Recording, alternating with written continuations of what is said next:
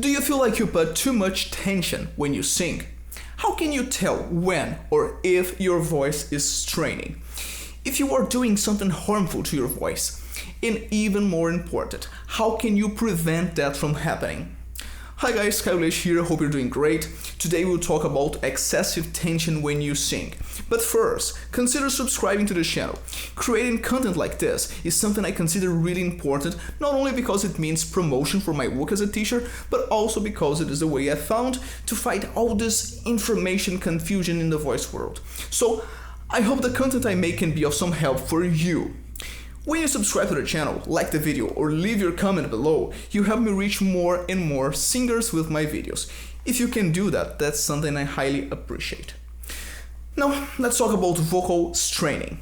First of all, it is important to consider that when we think about voice, we are talking about physiology, about muscles. So, yes, we will have muscle contraction. We will have certain good levels of tension. That's okay, that's expected. However, sometimes we can pass that point and really apply more effort, more tension than needed. And some signs that this is happening are: 1. You feel your pitch stuck. You do not reach high or low notes because the muscles are so tense and rigid that you lose mobility. 2. Singing hurts. Singing shouldn't hurt. Even knowing that some techniques require more or less tension, even the ones that require more tension should not hurt. If you feel pain in your throat when you sing, that's a big sign that you're applying more force than needed. 3. Your voice gets tired too fast. When we are starting to work on our voices, it is normal to get tired fast. After a few exercises or singing a couple songs, the muscles aren't ready just yet. But when you pass that phase, when you're already training and singing for some time, getting tired too fast means that something is not right. Alright, that said, when you know that you are hypertensioning your larynx, the first thing that you should do is identifying in which moments that happens. Am I putting too much tension all the time, or just when I'm singing certain parts of certain songs? When you identify that, it is way easier to correct your technique so that you avoid this happening again. Especially because singing is managing a set of behaviors, and you don't want to change all the singing behaviors. We want to change and improve only the ones that aren't as correct or optimal as they should. So, identify the moments that you strain your voice. Now, when it comes to exercises, you should keep some inhale exercises. I explain. We have a muscle in our larynx, actually a pair of muscles, the posterior cricoid muscles, which the function is precisely to open the vocal folds.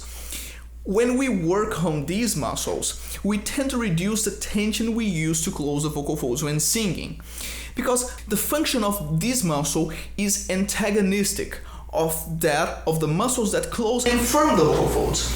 A great exercise that you could use to work this muscle is the spaghetti, that consists in taking a breath through your mouth doing this movement, as if you were slurping noodles. You will feel that your larynx lowers a bit and your vocal folds open. Try to hold this inhale for around 8 seconds.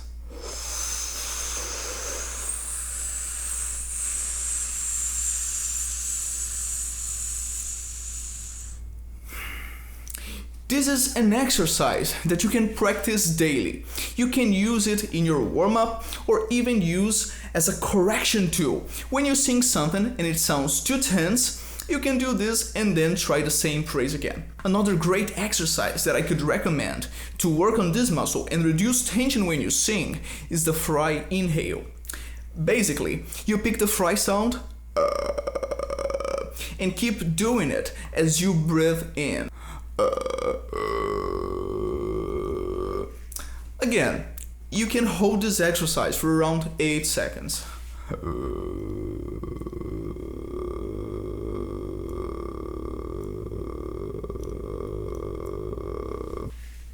You can alternate these exercises, and of course, the best scenario would be for you to work with a voice teacher and have these exercises within a training plan made considering your goals.